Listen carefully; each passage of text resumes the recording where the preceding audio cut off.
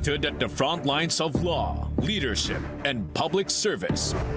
Attorney Jimeno, sharp, steady, a lawyer, an educator, turns complex issues into clear insight.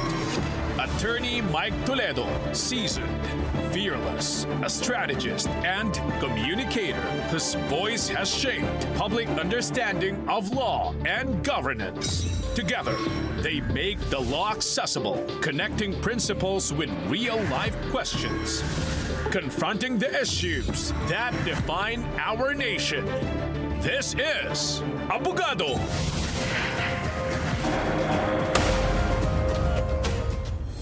Good evening. Welcome to Abogado, where we examine not just the law, but not just the text, but its power and accountability. I'm Attorney Jimeno. The International Criminal Court has reached a decisive moment in the case against former President Rodrigo Duterte. But what exactly is being decided? And what does it mean for the Philippines? Let's take a closer look. The International Criminal Court is now at a critical stage in the case involving former President Rodrigo Duterte. But this is not a trial. The judges are not deciding guilt or innocence. They are deciding one question. Are there substantial grounds to move the case forward? This stage is called the confirmation of charges hearing. If the threshold is met, the case proceeds to full trial. If not, the charges are dismissed. A decision is expected within 60 days after the hearing concludes. But beyond the legal standard lie deeper questions about jurisdiction, due process, complementarity, and sovereignty. So tonight, we ask, should the ICC proceed to trial against former President Rodrigo Duterte? Joining us tonight are two distinguished legal minds. First, Attorney Jazmin Banal, of Counsel to Tranquil Law, and a lawyer with 27 years of experience in litigation, arbitration, corporate transactions, regulatory compliance, and government advisory work. She has served as senior advisor to the 14th Vice President and as Undersecretary for Legal Affairs in the Office of the Presidential Assistant for Food Security and Agricultural Modernization. Attorney Jazmin is also a columnist and an active member in the movement against disinformation. Also with us is Attorney Enrique Buco de la Cruz Jr., Senior Partner of Divina Law and Founding Dean of Baliwag University College of Law. He is an expert in constitutional law, public international law, election law, arbitration, and dispute resolution. A former legislator and internationally trained legal scholar, Attorney Buco has received multiple recognitions in dispute resolution and governance. Attorneys, welcome to Abogado. Hello. Good evening.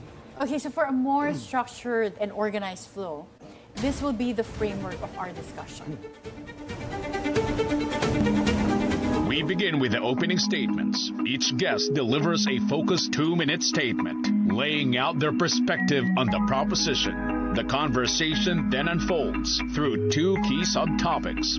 For each subtopic, the guests take turns presenting their insights in 2-minute segments. Even if they share the same stand, they are encouraged to highlight different angles, supporting arguments, or real-world applications.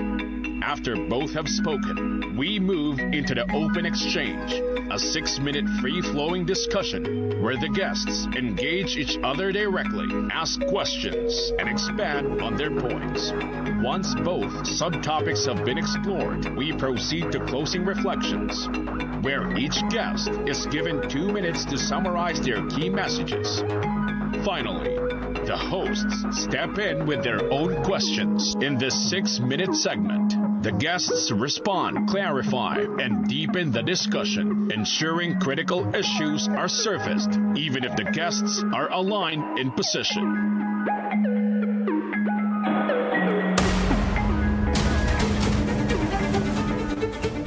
Okay, so let's begin with the threshold question for tonight. Given the arguments presented so far in the confirmation stage, what is the likelihood that the ICC will proceed to trial against former President Rodrigo Duterte? Let's start with you, Attorney Jazmin. You have 2 minutes. Okay. So this is very, very new to all of us, diba? In fact, when you are a trial lawyer, you don't necessarily see yung ganitong procedure na there's no witness being presented, diba? But we've heard opening statements. I've heard the submission on the merits of the prosecution. Kanina lang ay yung defense. So I wasn't able to hear that. But at this stage, I would like to emphasize first na we are at the International Criminal Court. So ibig sabihin, ang pinag-uusapan dito ay atrocities. Hindi siya isolated event, hindi siya napakasimpleng bagay. Umabot sa ganitong level because of the atrocity. Kumbaga yung how it is viewed in a civilized society. And then, yung stage na to, it's called pre-trial, di ba? Pre-trial chamber ang nagko-conduct, and then there's a confirmation of charges. It's not actually a mini trial. Hindi siya nandun sa ganung level. It is just the prosecution, the Office of the Prosecution, convincing the pre-trial chamber that there is substantial evidence for the trial to continue. At doon sa ganitong perspektibo, hindi natin sinasabi na guilty agad yung suspect, ang tawag sa kanya ay suspect. So kung panigan ng chamber yung prosecution, hindi ibig sabihin na guilty. It is just that substantial evidence. So what I've gathered from the opening, the first 2 days, yung clarity of reasoning siguro yung importante dun sa burden ng prosecution kasi sila ang naghain di ba, ng reklamo. So sila ang may burden. The presumption always is the innocence of the suspect. So sa kanilang presentasyon so far, dun nga sa level na hindi pa proof beyond reasonable doubt, they are saying first na there is a pattern. So, nagsimula sila dun sa paglalahad nung ano yung naging structure nung time, nung mayoralty period ang tinatawag nila, na merong structure at that time from the top hanggang sa handler. At ang akusasyon kasi dito, hindi naman siya, it's a commission. Hindi lang abetting or instigating. Yun yung mga alternative causes of action nila. Pero ang main legal theory nila is talagang commission, indirect co-perpetrator. So kaya nakita natin na meron siyang sinimulan mula sa pagiging mayor at yung death squad at pinakita niya yung iba't ibang actors na nakasama nung suspect at yung ano yung naging trabaho or task nitong DDS na tinatawag dun sa level of hierarchy. So ang sinasabi nga dyan ay merong common plan. There's a common plan na lahat sila ay nag-agree doon at meron yung contribution, yung suspect, ang ating former President Duterte, na may contribution siya doon sa common plan na yon. At nung pinakita rin nila yung naging success nung ano yung policy na yon sa Davao, which was neutralizing persons suspected of illegal drug activities. Kaya yun ang naging plataforma niya nung nanalo siya, nung tumatakbo siya for president. Kaya yun ang sinasabi na meron siyang pinangako in 6 months at doon lumabas yung speeches, pero ang lagi pinapaalala ng prosecution, hindi tayo nalilimit sa speeches, kaya doon sa pangalawang araw, binigay nila ano yung mga insider witnesses, like yung mga testimony na hindi ko gagawin ito kung hindi siyang nagbigay ganong environment at policy. Lalo na nga, so Attorney sa CMC. We'll go into details, but to be fair to Attorney Buko, we'll Sige. turn to him Okay. because I gave you a lot of the extra All 2 right. minutes. Thank you. So we'll go to Attorney Buko. At this stage of the confirmation hearing, given what has been argued so far, what is the likelihood of the ICC proceeding with the trial of former President Duterte? Alam mo, Atty. Karen, kung sa Pilipinas nangyari ito, hindi ito pupunta sa trial. Kasi sa atin, sa fiscal pa lang, ang threshold natin, reasonable certainty of conviction. Mabigat yun eh. Kailangan, bago ka makasuhan ng murder sa korte sa Pilipinas, either ikaw ang pumatay, may ebidensya ikaw pumatay, ikaw ang nag-utos sa pumatay, o ikaw ang nagsuhol or nag-induce sa pumatay. Kailangan may testigo, direkta, na nag-uutos ka. Pero dahil nasa ICC tayo, iba ang standard eh. Kung magpuproceed ba sa trial o hindi, ang kailangan lang substantial grounds. Kailangan lang may likelihood na siya nga ay involved. At dahil yun ang standard, base sa mga naipresenta ngayon, mukhang tutuloy ito sa trial. Mukhang makukonfirm yung charges. Okay. Sige. So, very clear from both of you. And later, let's go to some of the intricacies of this case and how it differs from what we're used to as lawyers here in the Philippines. So when we return, we begin with our first subtopic, intent, evidence, and threshold. After the third day of the confirmation of charges hearing, has the prosecution established substantial grounds to move the case forward? Stay with us. This is Abogado.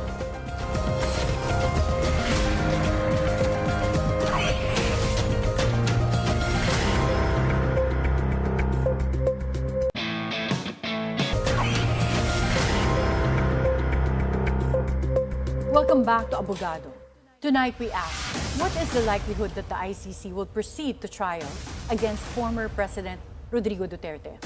We're still joined by Attorney Jazmin Banal of Counsel to Tranquil Law and Attorney Enrique Buko de la Cruz Jr., Senior Partner at Jimeno. The defense argues there was no criminal intent. They describe former President Duterte's speeches as hyperbole, rhetoric meant to instill fear among criminals, and not proof of a policy to commit crimes against humanity. They also accuse the prosecution of cherry-picking sound bites while ignoring other speeches supporting a law enforcement narrative. Attorney Jazmin, at this confirmation stage, do these arguments warrant dismissal, or at this point, do they instead justify allowing the case to proceed to a full trial where the evidence can be thoroughly tested? So, as we all know, the defense still has to make its own arguments and then there will be a closing. So, again, yung threshold is substantial evidence. And for me kasi yung clarity of reasoning ng prosecution, yung magko-convince dun sa chamber na plausible ba tong linatag nila? Again, this is not a mini trial. So if they say that there was a structure, a power structure, and there was a common plan, and that, you know, beyond the speeches, there was a memorandum circular from PNP, that there were, in fact, deaths that resulted, high deaths, high rate, di ba? And that there were insider witnesses. So dun sa mga hindi naman nila kailangan again i-present lahat ng evidence. In fact, ito papel lang, di ba, na kaya nga bago talaga para sa atin. So ang sinasabi lang nila ay, ito yung kwento. So dun sa kwentong yun, posible ba na, oo nga, parang pwede ngang ganun ang nangyari. So ang trabaho ng defense,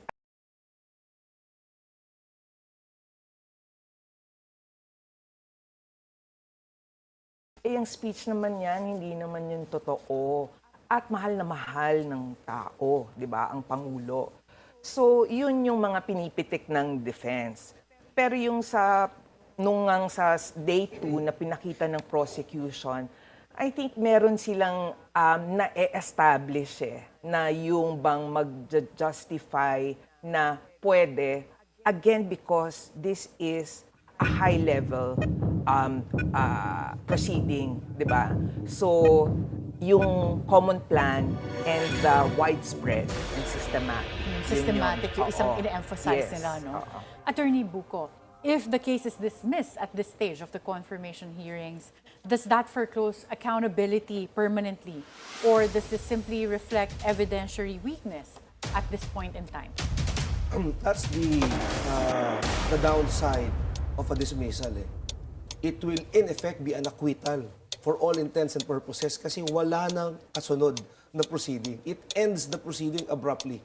So pag dinismiss at this stage, talagang conquering hero yan si President Duterte.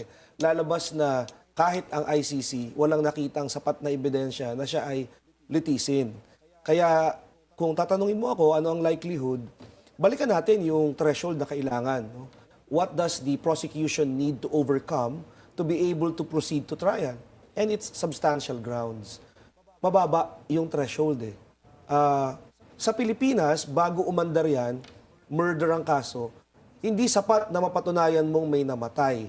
Kailangan patunayan mo na merong intent. Kailangan patunayan mo na may mga aggravating circumstance to move it from homicide to murder. Sa ICC at this stage, hindi hinahanap yun Hindi hinahanap yung intent. Hindi hinahanap na siya ang direktang pumatay.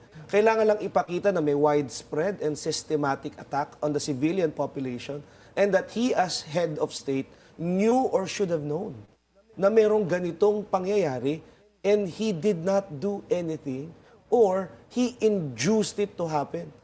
Kaya yung mga pinipresenta ngayon ng prosecution patungkol dun sa elementong yon. Meron bang systemic at widespread? Check. Alam ba niya? Check. Did he induce? Kaya yung mga speeches? Check. Did he know? Yes. Did he do anything? So yun yung pinapakita nila. And kung yun ang checklist, check So malamang mag-proceed to trial kasi mababa ang threshold. Okay, interesting. Kaya with that analysis, ang analysis mo and assessment so far is it's likely that this will proceed to trial. We now open the discussion. So this will be 6 minutes just to unpack on certain topics that we can cover, like yung sinasabi ni Attorney Buko na intent, evidence and threshold.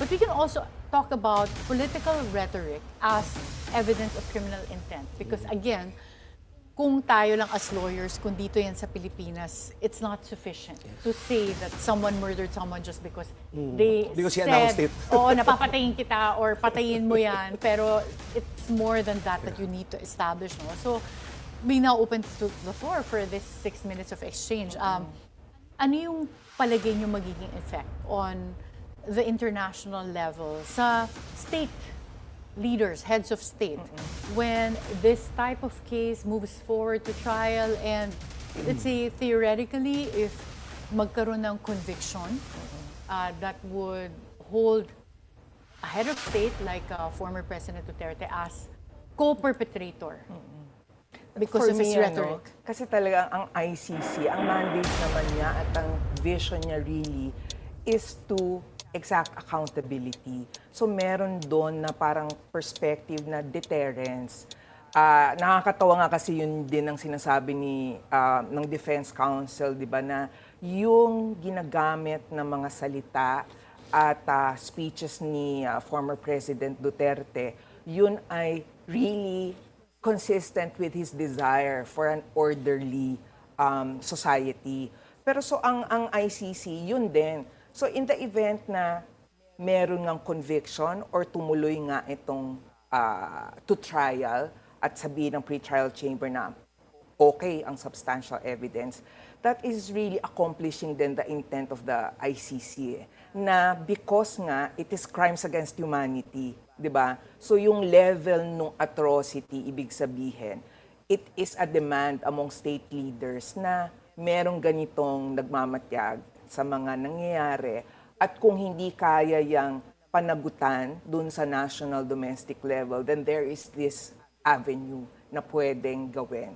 So yun din yung patutunguhan na I'm not at this point na yung meron bang fear na it will create a backlash sa mga political leaders natin na they will be afraid now to talk, di ba? Kasi as a leader, you have to be inspirational. I don't think so. I think that will just be consistent with the ICC mandate. Attorney Buko, any thoughts? Yeah, I think this is not just a trial of former President Duterte. He's not the only one on trial here. the ICC itself as an institution is on trial. The whole world is watching. You have to understand that the Philippines has a working judicial system. As distinguished from all the other respondents that were brought to the ICC, they don't have a functioning judiciary. Bagsak ang gobyerno nila, control ng military junta. You're talking about some of the other leaders respondents. na mga African states that were brought there before. Who were found guilty, similar to President Duterte na under trial. Ibang-iba yung environment ng Pilipinas. We have a very strong judiciary. In fact, we have a law that punishes crimes against humanity. Yeah, is this RA 9851? Yes, it's a domestic law. Yeah. Ibig sabihin, kaya naman pala nating parusahan. In fact, gusto nating parusahan. It's not just we are willing, we are able to punish and prosecute those who violate crimes against humanity. And take note that the ICC is not a super court. It is not an appeals court. It only exists if a country is unwilling or unable to prosecute crimes against humanity. And apparently the Philippines has a working judiciary and it's able and willing. So it is a good argument, no, that there is the principle of complementarity, that the ICC should simply complement and cannot take jurisdiction unless it can be shown by the prosecution. This is the added burden of the prosecution. They need to prove that the Philippine government is unwilling or unable to prosecute those who violate crimes against humanity. Okay, that's an interesting point that you raised, Attorney Buko, because yung issue ng complementarity has been raised by some lawyers as well as something that would defeat the jurisdiction of the ICC.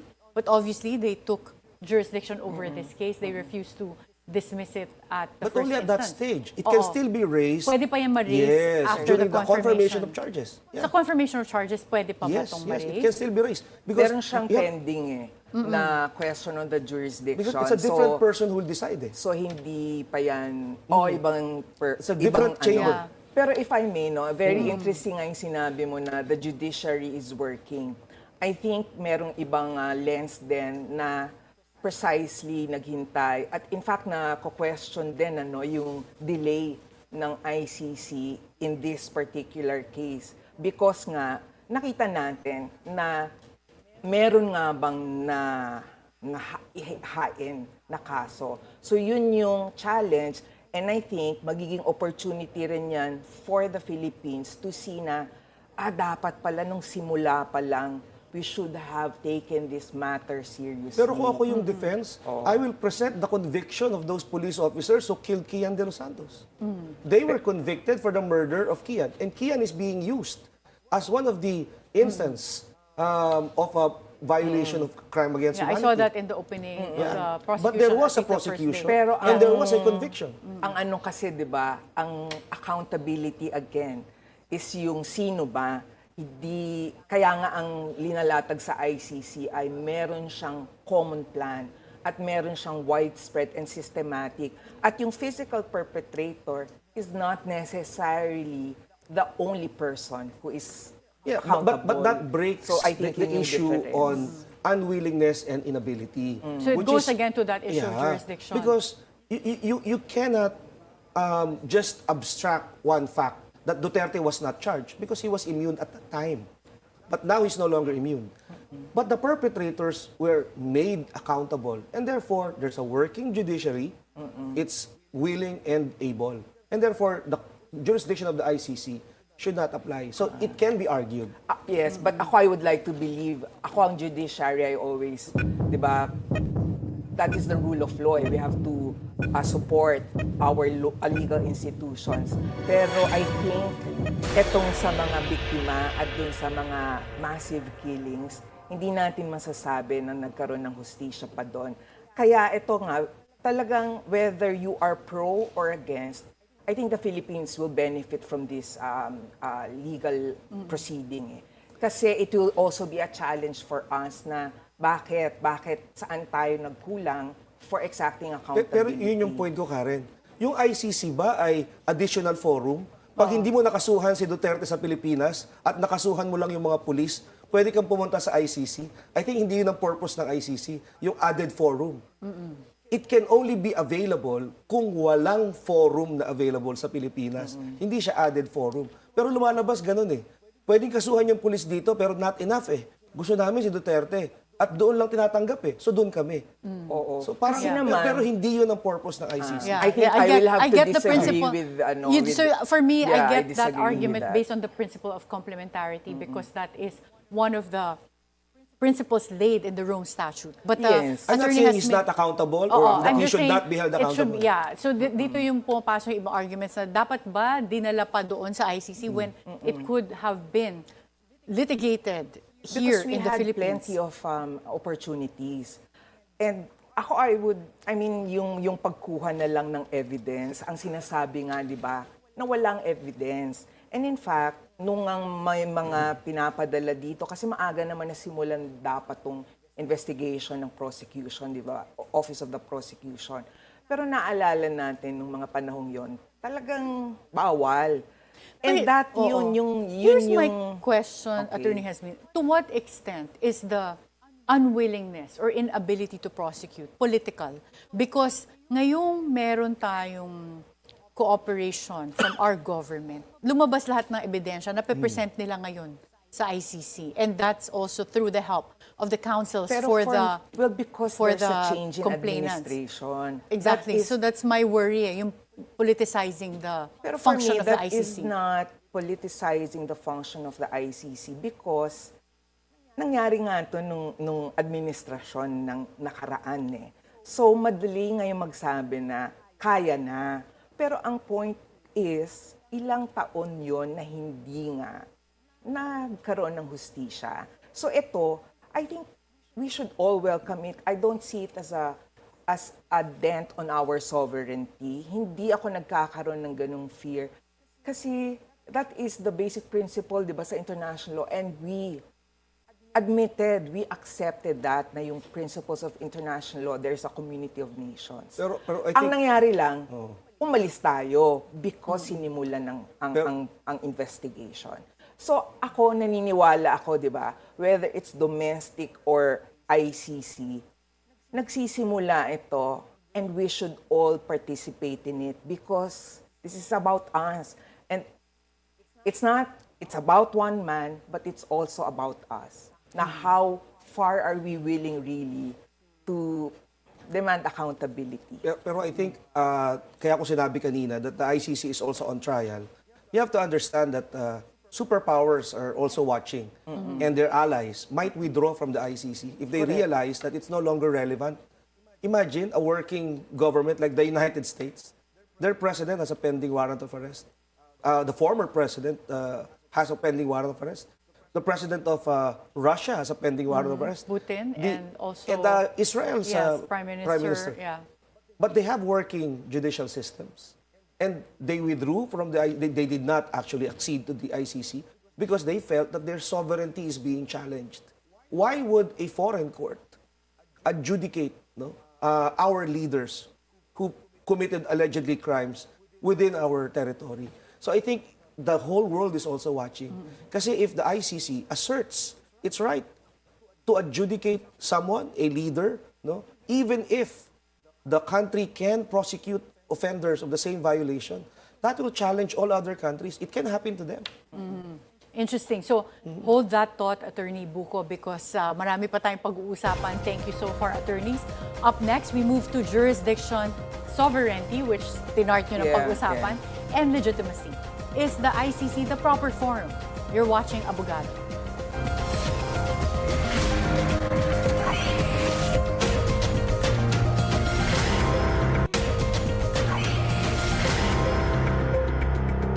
Welcome back. You're still watching Abogado. We now move to our second subtopic, jurisdiction, sovereignty, and legitimacy. The defense also challenges jurisdiction. Former President Duterte does not recognize the ICC's authority. His team has characterized his arrest and transfer to The Hague as unconstitutional and politically motivated. Does ICC jurisdiction survive a state's withdrawal if the alleged crimes occurred while it was still a member? Attorney Jazmin. My opinion is that I agree nung na-dismiss yung challenge on the jurisdiction because Well, our government back then saw it fit that we form part of this, diba? This international cooperation. And unfortunately, when that international cooperation was focusing its eye, diba, on the president at that time of his administration, then na-withdraw. Kaya nga ang naging charges ngayon were limited to the acts that transpired within the effectivity of our membership. So I would have to say that may jurisdiction pa rin. But I understand this is still a pending, I think nag-appeal ang defense. So it won't be the pretrial chamber that will decide, but another organ, body in the ICC. Buti pala wala silang rule on sub judice. Napapag-usapan tuloy natin ngayon dito. But Attorney Buko, so I understand yun pagka matters that were already under consideration before the withdrawal of the Philippines, the ICC retains jurisdiction over that, and our jurisdiction or our obligation to cooperate is still there. But yung release mo kanina, when it comes to this principle of complementarity, so kahit sabihin na natin it's within matters that happened before our withdrawal, if we have a judicial working system that is able and willing to prosecute, then is that still an issue of jurisdiction? Does that cause a problem with the issue of jurisdiction? Yes, I think the decision focused on the period. Under the Rome Statute, kahit mag-withdraw ka na, may 1 year pa of effectivity. So yung withdrawal mo takes effect 1 year after. And all matters pending within that period, so yung period bago ka nag-withdraw, plus 1 year, lahat yan sakop ng jurisdiction. Pero hindi lang yun ang requirement eh. Bukod ron, kailangan mapatunayan pa rin na the country is unwilling and unable. Yun yung sinasabi ko, na kahit na I agree with Attorney Jazmin, tama, kahit nag-withdraw tayo, pasok pa rin yung period. Pero hindi yung period lang kasi ang requirement. For the ICC to acquire jurisdiction, kailangan pa rin ipakita ng prosecution na unwilling and unable. And so far, wala akong narinig dun sa presentation ng prosecution that the Philippine government is unwilling or that the Philippine government is unable to prosecute similar violations.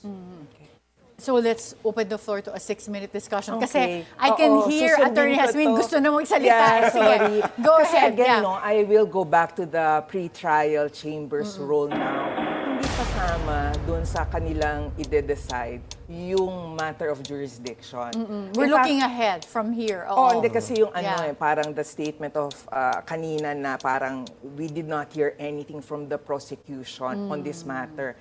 They weren't supposed to. In fact, nag-warning, di ba, na hindi dapat pag-usapan. So when the defense touched on it, siya rin pumreno siya dahil alam niyang hindi yung proper Different forum. chamber. Oo.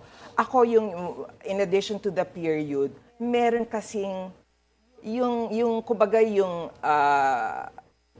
legal institutions natin at that time, hindi yung under this administration, but that time, yun yung complementarity at nagkaroon na ng ganung statement nga na na-meet yun, na hindi siya available at that time. It is not parang a statement na walang judicial system that is working in the Philippines in general.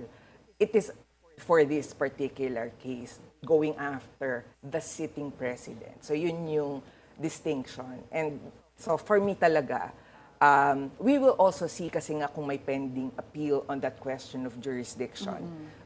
That will be decided. But I just wanted to clarify na hindi trabaho ng prosecution ngayon to Not at this moment, Yes, yeah. not So at that's this a fair moment. Yeah. comment. And when it comes to legitimacy, how does this affect the legitimacy of the ICC as well if they do confirm and this proceeds to trial pero yung pinag-uusapan natin kasi tayo as Filipinos, even as lawyers, ibang-iba yung perception natin as to the requirements, the threshold of evidence, kasi iba yung kinasanayan natin. So, can you imagine, for the non-lawyers, na lalo na may nakausap ako na mga taga Mindanao, din sabi nga nila, for them, they're used to the rhetoric na tawagan nila yung hinahanap nila minsan do yung kamay na bakal na, sasabihin, papatayin ko yan, yung mga kriminal. So, they think it's not a crime. And I'm not making a judgment call Yeah. as to whether that's appropriate or especially whether that's appropriate for a head of state to be said, to say things like that. Pero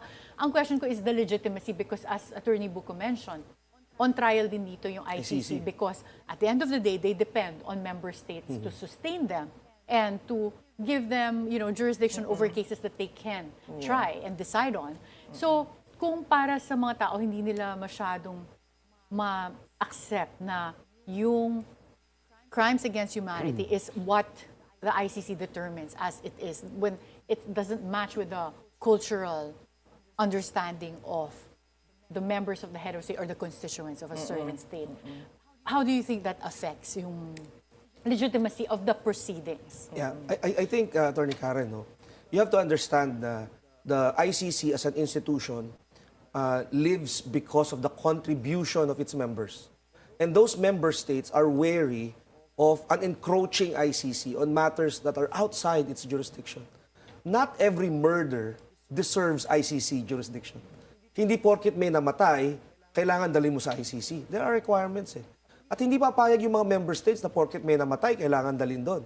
So yun yung pag-uusapan Yun yung purpose ng confirmation of charges. Ito bang mga pagpatay na ito ay naabot yung threshold para pumasok sa ICC jurisdiction?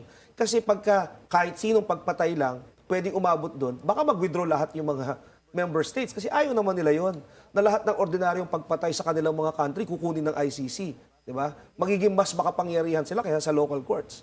So dito sa confirmation of charges, so far, I think doon nag-concentrate yung prosecution, meeting the threshold, meeting the checklist. Hindi pa natin nakikita yung ebidensya kung totoo nga na mayroong widespread and systemic attack on the civilian population and that this is a government policy. Yan. Yun yung mga ebidensya ang kailangan para i-connect si Presidente Duterte dun sa dalawang elemento. Pero gaya nga sabi ko kanina, dahil hindi pa hinahanap yun at this stage, mukhang magpuproceed tayo sa trial.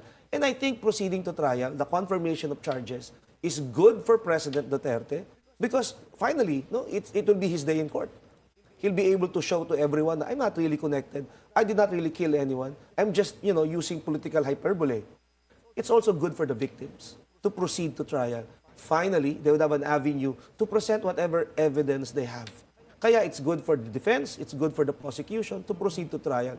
And so far, the checklist has been made. Yeah, yung substantial grounds. Substantial right, grounds. To proceed to trial. At yung ICC nga, yung sinasabi ni Buko na this is really also, I don't want to term it as they're on trial, but eto nga yung question na, is ICC relevant? Because we all know nga na ano ba, yung ibang mga states do not want to be part of it. So ito yung, I think, yung opportunity talaga is to show that what is its mandate. Again, high level, alam nila ang politika because they've handled all sorts of state leaders, di ba? So yung politics is not something new to them. But I don't think na it's political. In fact, yung sa defense opening statement, siya yung nag-raise ng politics. So, ang tanong ko nga, baka he's talking to a The different audience here. I think the audience here. Yun ang Which is basa ko lang. also, I mean, as a lawyer, that's also your strategy. Pero we have to be realistic. It's political. Because the jurisdiction of the ICC can also be done through a referral by the Security Council of the United Nations. Even if you're not a member, like Israel, like the US, like Russia, even if you're not a member, if the Security Council, which are made of politicians, diplomats, run by their presidents, if they decide to refer the matter to the ICC has jurisdiction. So it's you really have a political. world audience. Yeah. Okay, so interesting, no? Kasi later I will ask you guys if part of that legitimacy and relevance is what's being considered. Kaya pinapayagan na live stream na mapanood yung proceedings, no? But for now, we'll have to take a short break. When we return, closing reflections on the core question. What is the likelihood that the ICC will proceed to trial against former President Rodrigo Duterte? This is Abogado.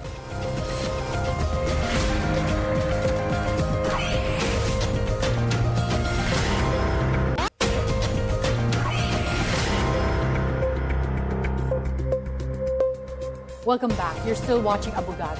Tonight, we ask a difficult but defining question. What is the likelihood that the ICC will proceed to trial against former President Rodrigo Duterte? Or will the case end at the confirmation stage? So now we'll ask our guests for closing reflections. We'll start with Atty. Jazmin. Okay. Thank you for this opportunity. Ako, when I was watching the first 2 days, hindi ako, kasi some people were saying, ang exciting naman. For me, it was not exciting. It was heartbreaking.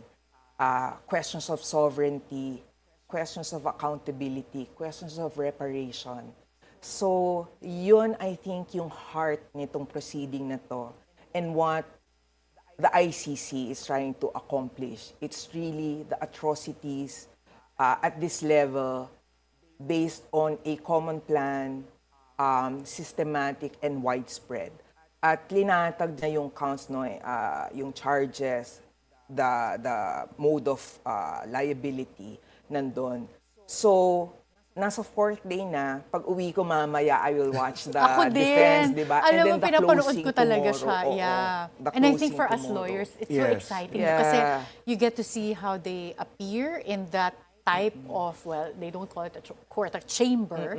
And ibang-iba nga yung proceedings. So I find it exciting. Ako Yeah. talaga, I don't use the word exciting kasi masakit for Oo, me. Masakit yeah. talaga yung pinagdaanan natin. Oh, as a country, yes, I agree. Yeah. So whatever is the decision, ako, again, as a lawyer, I will believe, di ba, in the wisdom, whatever the decision Of the will court. be. So Yes. just like a true officer of the court, Yes, as a yes, lawyer, yes. no? Attorney Buko. I think it's a very enlightening exercise. No? As we speak, ngayon, meron tayong Philippine Jessup Rounds, which will be aired on Billionario News Channel. Kasalukuyang nangyayari ngayon yan sa UST. Okay. We've been hosting it for the last 14 years. Kasama sa topic na pinag-uusapan ngayon ng mga estudyante ay yung issue ng ICC jurisdiction. At inaabangan ng mga estudyante, kaya siya educational, enlightening. So sa buong mundo, sa April, pagdidibatihan din nila yan sa Washington, sa international rounds. So ngayon sa Philippine rounds, kanina kagagaling ko lang doon, yan ang pinag-uusapan ng mga estudyante. Yeah. I'm curious, Tuloy, what type of arguments are you hearing? Anything interesting that we are not hearing here right now? Actually, I'm sure the same Mars- arguments that we used, it matches. It's basically the same. Complementarity, sovereignty, the legitimacy of the ICC, which is good. Natutuwa ako. I'm happy that the level of consciousness of our people are maturing, no? To a level that we now understand international institutions, the principle of accountability, that what you do, what you say, has consequences. And for this issue to reach this stage, not just the Philippine audience, but the world as an audience, I think it's already a success for the prosecution and the lawyers for the victims. They brought their case not just in a Philippine court, but in the world court, in the ICC. So I think from that perspective, they've already triumphed. They've already accomplished their goal of bringing it to the attention of the world and holding President Duterte accountable, at least in the court of public opinion. Yeah, and the fact that he is being tried. And For, detained. hindi pa natin alam yung ilalatag na evidence, but at least with respect to his rhetoric, that is it possible to hold heads of state accountable for a certain type of rhetoric as well. But kanina I asked, diba, yung pag-live stream ba nitong proceeding, is it part of the ICC's way of gaining legitimacy and also relevance? But on top of that, yung isa pang question that I want to end this with is yung idea ba natin as a former member state of what is due process? Meaning, ibang-iba kasi, di ba sa atin, para umabot ka sa pre-trial or even in the criminal cases, para nandun ka na sa stage na babasahan ka ng charges, ibig sabihin, pumasa ka na doon sa Office of the Prosecutor's Preliminary Investigation. Hindi ka abutin ng isang taong nakadetain. Correct. Dito kasi, 1 year na nakadetain si FPRRD, and yet nandun pa lang siya sa confirmation of charges hearing, meaning hindi pa sigurado kung i-affirm nga ng ICC na, oo, pwede ka palang i-try, meaning we find even substantial grounds. But I read one of the cases that was decided by the ICC before na 10 taon na kulong. Yung isang head of state, only to be acquitted later. So pero 10 years siya nakulong. So parang 'di ba for us, Is that due Nako, process? I can nag-serve think ka of ng an 10 years? example na nangyari sa atin yan, na Oo. nakulong Yeah. at na-acquit. So I guess yung isa, short answer lang, in terms of live streaming, is it important for the ICC na mag-live stream to gain legitimacy and relevance? I think it's the first time that they went on live stream because the first time issue. ba to? Yeah, I think it's Okay. this is very popular. Alam nila na well-loved si President Duterte. And just on the delay, I think it's because the defense filed several motions to postpone and other motions that delayed the proceedings. But I agree that kung sa Pilipinas nangyari ito at dito final, hindi lulusot kasi iba yung threshold natin. Reasonable certainty of conviction. So mas mataas yung ating threshold. Pero sa ICC kasi mas mababa yung threshold nila for the level of confirmation of charges. And attorney has been. Wala naman kasi tayong confirmation of charges Iba na talaga, concept, oo. di ba? Napaka-ano ibang nga, rules of alien, procedure no? natin, yeah. Pero yung in terms of the live streaming, yeah, it could be because, again, as he pointed out nga, no, yung the role of the ICC talaga in our universe is also now being, parang, is it relevant? So, maganda yung mga ganitong moves, no? Transparency, even domestically. Whatever moves that will encourage transparency, it's for everyone's benefit. At yung ganito, kasi hindi naman siya dramatic, di ba? Talagang very simple, straightforward. Academic. Walang tanong-tanong Which is yung what I mga like. the Maganda three yung pagka-present judges. ng mga lawyers, yeah. Hindi sila sumisingit. So, yeah, that is, I think, a positive development for the institution. Thank you so much, attorneys. I learned so much today, including your referral by the Security Council. I didn't know that about the ICC. So, again, thank you so much, Attorney Jazmin Banal of Counsel to Tranquil Law, and Attorney Enrique Buco de la Cruz, Jr., senior partner at Jimeno Law, for sharing their insights and helping us navigate the legal and constitutional questions are at the heart of this global issue. Natatawa ako kasi excited na mag-shake hands si Attorney Buco eh. In the end, the legitimacy of the law rests not merely on its authority to judge, but on the fairness, rigor, and integrity of the process that leads to judgment. This is Abogado. Good night. O pwede na. You may now shake the hand. Yan. Salamat.